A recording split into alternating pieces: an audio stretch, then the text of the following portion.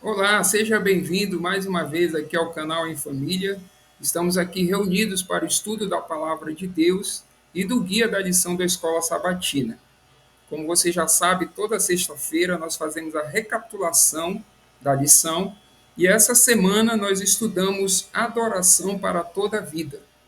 Hoje é 22 de março, nós vamos recapitular a lição 12, que trouxe o verso para memorizar, que está em Salmo 104, verso 33. Acompanhe conosco aí. Cantarei ao Senhor enquanto eu viver, cantarei louvores ao meu Deus durante a minha vida. Esse foi um estudo maravilhoso sobre adoração, nós aprendemos muito e nós já queremos aqui fazer um convite para você. Estamos no finalzinho desse trimestre para você adquirir o novo guia da lição da Escola Sabatina. Nós temos aí mais um estudo e depois nós vamos iniciar um tema novo. Fica aí o convite para você adquirir o guia para estudar junto conosco. Se inscreva no nosso canal também, compartilhe esses vídeos e curta esse vídeo, que é muito importante para o desenvolvimento desse projeto.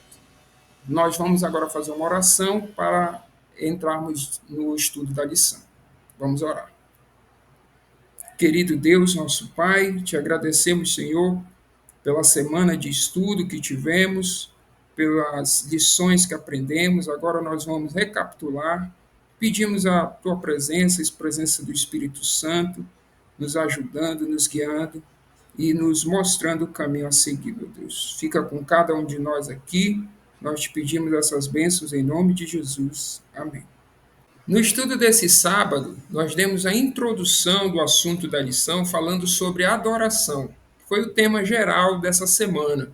E a autora ela começou aqui os comentários dando ênfase ao Salmo 116, verso 12, que traz uma pergunta para nós, né? Que é a pergunta do salmista e também é a nossa. Que darei ao Senhor por todos os seus benefícios para comigo? Então, uma das formas de nós adorarmos a Deus, nós vimos aqui que é dedicando a nossa vida a Ele, uma vida de fidelidade e obediência a Deus. Isso é uma das formas de adoração, adoração individual, foi um assunto tratado nessa semana. Nesse estudo também foi abordado um tema que foi desenvolvido ao longo da semana, que é o da importância da congregação. Israel se via e era considerado não apenas um povo, mas uma grande congregação, né? Na visão aí do salmista, dois salmistas. E a lição pontua que isso revela um chamado de fidelidade, um chamado para louvar a Deus e dar testemunho dele para as outras nações. Através da fidelidade, do testemunho, desse louvor de Israel como nação, como congregação, outras nações eram convidadas a adorar esse Deus também. E essa adoração congregacional realmente é algo que nós experimentamos, assim como Israel experimentou, e nós gostamos muito. Nós temos celebrado o nome de Deus na nossa congregação. Mas no estudo nós vimos que para que a adoração congregacional seja algo prazeroso para nós e esteja de acordo com a vontade de Deus, é preciso a adoração individual. Na adoração individual, nós fortalecemos o nosso relacionamento com Deus, passamos a ter uma experiência profunda com Deus. Olha, nós aqui no canal E Família estudamos diariamente a palavra de Deus, oramos uns pelos outros, ajudamos nossos semelhantes e nos reunimos, então, em alguns dias da semana para junto adorarmos o nome de Deus. Então, é fantástico, foram lições importantíssimas que nós trouxemos para a nossa vida espiritual. No estudo deste domingo, Levante as mãos no santuário, nós podemos aprofundar o nosso conhecimento sobre adoração. E a referência bíblica que nós recebemos foi o Salmo 134, um salmo curto, importantíssimo para a nossa leitura, para o nosso aprendizado. E nele é citado a bênção sacerdotal de Arão. Nós já vimos aqui em outras lições também que ele diz: o Senhor faça resplandecer o seu rosto, o Senhor te dê a paz. É citado neste salmo também. Outro assunto que nós já vimos aqui na nossa classe, nos nossos estudos, é a questão de abençoar a Deus e ser abençoados por Ele. Então, a lição vai trabalhar nesse dia aqui, trabalhou, dizendo que nós, como servos, podemos abençoar a Deus através da nossa adoração e, em consequência, Deus nos abençoa com toda sorte de bênçãos espirituais. Um ponto importante que foi complementado assim: é, portanto, dentro da aliança da graça que Israel exerce o privilégio de abençoar o Senhor e ser abençoado por ele. E nós também recebemos esse privilégio de participar da adoração ao Criador. Nós vimos também, né, no estudo do domingo, a lição ela deu um destaque também para o santuário, que é o local designado por Deus para adoração, tanto de Israel como nos nossos dias de hoje também, né? E a lição ela nos trouxe essa compreensão de que para o povo o santuário era muito importante, né? Porque eles não representavam Deus em forma de imagem e nem deveriam, mas o santuário refletia a glória de Deus, a presença de Deus. Então era nesse ambiente que eles deviam adorar o Senhor, né? E o nosso estudo trouxe isso para nós, dizendo que tudo isso era determinado pelo Senhor, da forma como ele queria e o local onde ele queria. E o nosso estudo do domingo concluiu trazendo o pensamento da carta de Pedro, a primeira carta, capítulo 2, o verso 4 e 5, em que Pedro, falando para a igreja cristã, ele diz que a igreja é o sacerdócio real, é a nação santa, é o povo de propriedade exclusiva de Deus.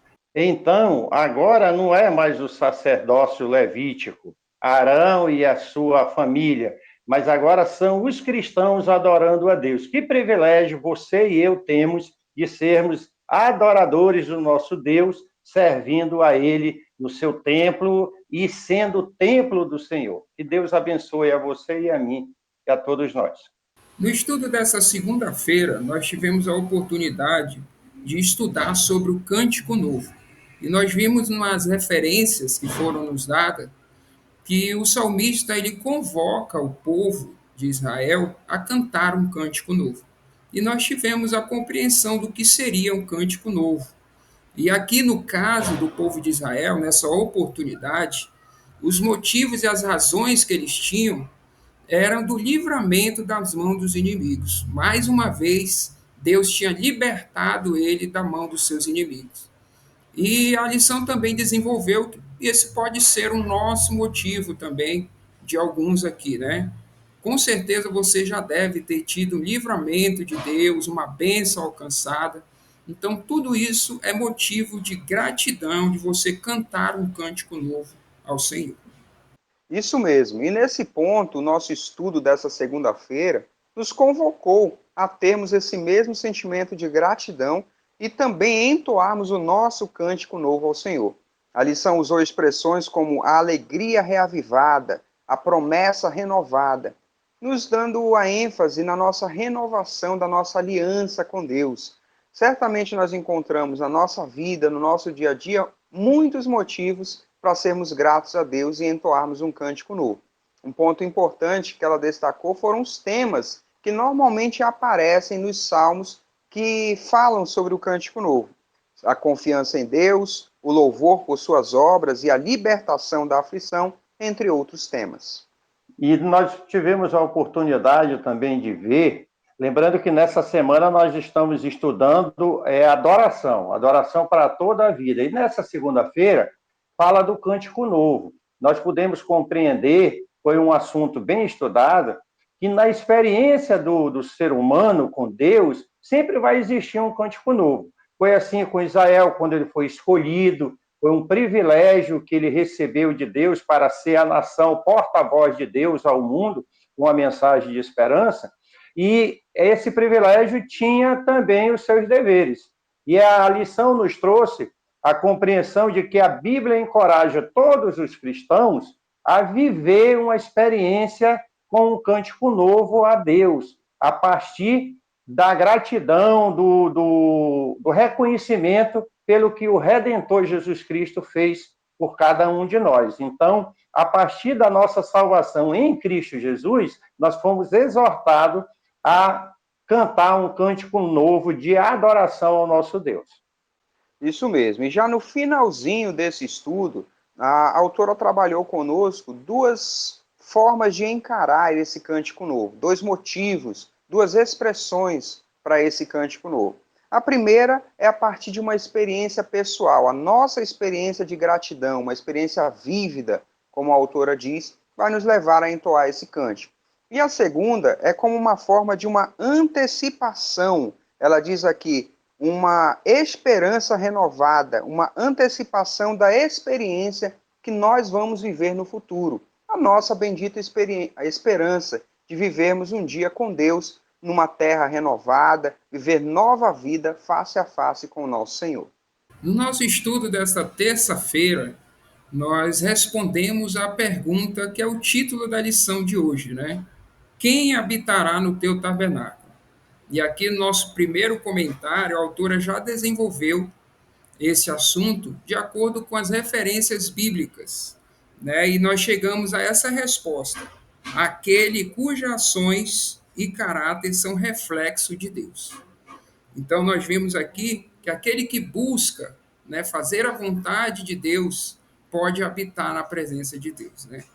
Ela desenvolveu também o assunto da santidade, né? Porque tudo que envolvia ali o santuário era santo, né? O próprio sacerdote, as coisas que ali estavam eram santas. E o nosso Deus é santo, né?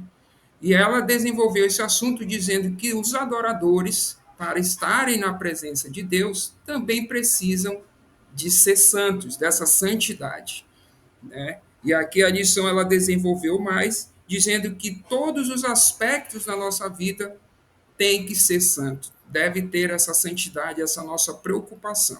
E por fim, a lição também falou nesse aspecto que nós somos sacerdotes reais do reino de Deus. Então, a nossa vida, ao ser santificada, ela nos possibilita a testemunhar desse Deus e a levar para as outras nações a adoração a esse Deus santo. Muito bem, e nós vimos que a santidade é a chave desse nosso estudo, né? E ao tratar desse assunto, a autora trabalhou aqui a palavra em hebraico, que aparece algumas vezes nos salmos que nós lemos, que é traduzida como perfeito. Nós vimos, né, nas leituras, aparecendo essa palavra. E ela comparou a uma videira. A videira que é perfeita é uma videira íntegra, né? Uma videira completa. O animal que era levado para o sacrifício também deveria ser perfeito, ou seja, sem mancha, sem mácula. E ela aplica isso para a nossa conduta. Ela vai dizer que um discurso perfeito é um discurso inteiramente verdadeiro, sem mentiras. Um coração perfeito é um coração puro, temente à vontade de Deus. Nós também tivemos a oportunidade de ver que uma vida irrepreensível, conforme vocês falaram aí a semelhança de uma oferta levada no santuário, uma oferta perfeita, uma vida perfeita, ela brota do reconhecimento da graça e da justiça de Deus, que é o único perfeito. Não existe ser humano perfeito. É em Cristo Jesus, é em Deus, em sua graça e em sua justiça que o ser humano se torna perfeito. E esse olhar para Deus nos levou à compreensão de que a graça divina é que inspira e capacita o crente a viver essa vida de comunhão com Deus, refletindo o seu caráter. E isso não é para ganhar o favor de Deus, porque o favor de Deus já foi concedido. Mas quem iria se separar da graça e da justiça de Deus? Nós que já a aceitamos. Então, uma compreensão maravilhosa que nos inspira a viver da melhor maneira possível a nossa comunhão com o nosso Deus. No estudo dessa quarta-feira, nós tivemos a oportunidade de estudar o tema Anuncie entre as nações a sua glória. Então, começou o estudo com a pergunta número 7, falando dos diversos aspectos da adoração. E nós vimos que podemos e devemos adorar a Deus de diversas formas, cantando louvores, louvando o seu nome, proclamando a bondade de Deus, levando oferenda a Deus, nossas ofertas. Mas o Salmo também colocou um aspecto que não é muito óbvio, é o aspecto da proclamação do Evangelho, o Evangelho eterno sendo levado, proclamado a todas as pessoas. O propósito de Deus é de salvação para todos os povos. Nós vimos, né, Pai, que essas diferentes formas de adoração, elas não são ações separadas, né? São apenas diferentes formas de adoração.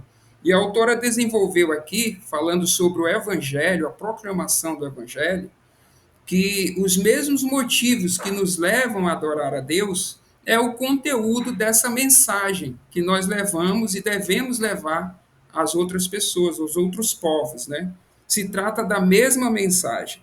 E aqui no comentário dela, ela diz: assim, o objetivo do evangelismo é unir outros povos ao povo de Deus e, finalmente, toda a criação na adoração ao Senhor.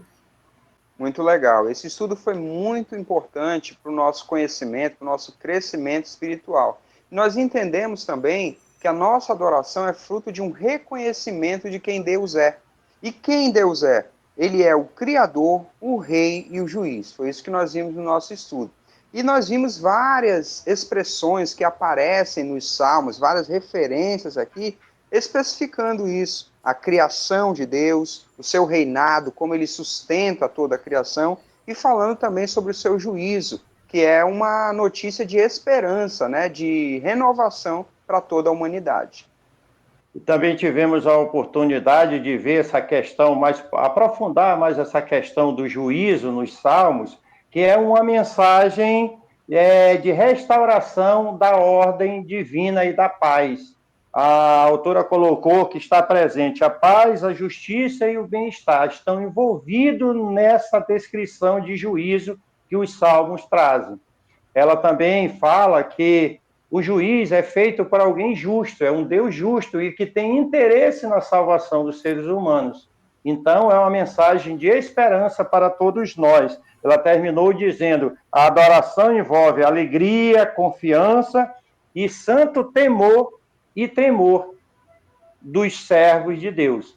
Foi uma mensagem de esperança para todos nós. Na lição dessa quinta-feira, nós tivemos a oportunidade de ver e estudar quando a adoração não é aceitável a Deus, quando o sacrifício que Deus instituiu, ele rejeita. E isso parece até uma contradição. Se foi Deus quem fez a instituição, criou todo o ritual para que as pessoas pudessem levar sacrifício a ele, por que de repente ele não aceita? E a lição nos trouxe a compreensão, apresentando duas razões, mostrando que, para que Deus aceite a adoração do ser humano, seja naquela época através do sacrifício, ou seja hoje na nossa forma de adorá-lo, essa adoração precisa brotar de um coração convertido a Ele, um coração que sinta a necessidade de estar em comunhão com Ele. E esse aprofundamento que a lição dessa quinta-feira nos trouxe, né? Nós podemos entender, através das considerações da autora, que é preciso uma unidade, ou seja, uma conexão, uma relação entre a expressão externa da adoração e um coração convertido, né? Ela diz aqui a motivação interna correta. Então, a sinceridade de coração, o arrependimento, o amor a Deus precisa ser expresso através da adoração. E não é uma adoração vazia, uma adoração sem sentido, apenas pelo cumprimento dos rituais, das tradições. Porque esse é o risco de não haver essa conexão, dos rituais, das tradições se tornarem vazias ou mais importantes do que o relacionamento com Deus. E no fechamento do nosso estudo da quinta-feira, nós vimos que a autora ela trouxe lições para os nossos dias, né? Assim como os sacrifícios por si só não eram suficientes para o povo, né?